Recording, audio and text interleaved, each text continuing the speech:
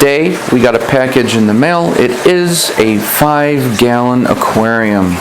What are we going to use this 5-gallon aquarium for? It's going to be used for corals that we buy. A quarantine tank, a hospital tank, because it's very important when you buy new fish. Fish get put into a quarantine tank. You've heard me say this many times before. Why do they get put into a quarantine tank? It's because if there's any parasites in the water, and there are many at the local reef store that you buy your fish, you don't even want to get one drop of water in your aquarium. A lot of people will buy fish and put them right into their tank. You never ever want to do that. You want to keep them in a separate tank for 6 weeks, and I always recommend doing a minor dose of copper solution. You want to have a separate quarantine tank for your corals and your inverts. Why? For the same reason, but a second tank is needed because you don't want to dose the copper solution, because copper kills your corals and your inverts, like your snails and your starfish and your shrimp and your corals. It kills them almost instantly. So I got this 5-gallon aquarium. Can you lift it? But don't break it, or I'm taking money out of your savings account to replace it. You know what? I can't do it. You do it. So here's the 5-gallon tank. They have like a 1-gallon. Actually, this is a 4-gallon. A 1-gallon, a 4-gallon, and they had a 10-gallon. I'm not going to be buying corals that much, so I can fit plenty of coral in this 4-gallon tank. Perfect size. It's made really well. Looks just like a little JBJ. In fact, all it really kind of is. You've got this 4-gallon area. You've got the back area. It comes with a little pump, and it's got a little chamber for your filtration. It's going to come with bio balls, which I'm not going to use. Bio balls, I'm not going to use them. I'm going to rely on my sand for that. Got a tiny little pump. It's a cheap little pump. This is going to go through here. And you got your filtration back here. It's going to come with a sponge in the back. Basically everything you need. The only thing you need to buy is a tiny little heater, which you can put right in there. It doesn't come with a lid. It comes with everything you see here.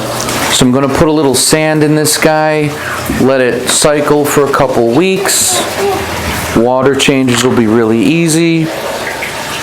Put a few coral in there from the store, let them sit for 6 weeks, no fish in it. If there's any parasites in that water, they're going to die, because parasites feed on fish. If there's no fish to eat, the parasites will die. After the 6-week time period, which is how long it takes for the parasites to pass away, roughly it's 4 weeks, but 6 weeks to make sure.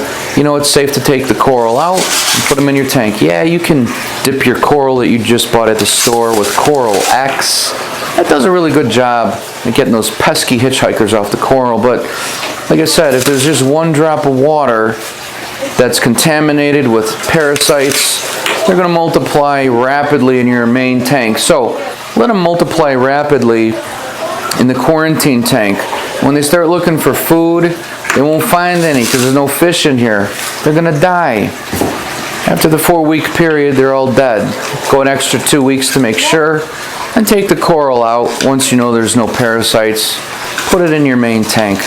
Same thing with your fish.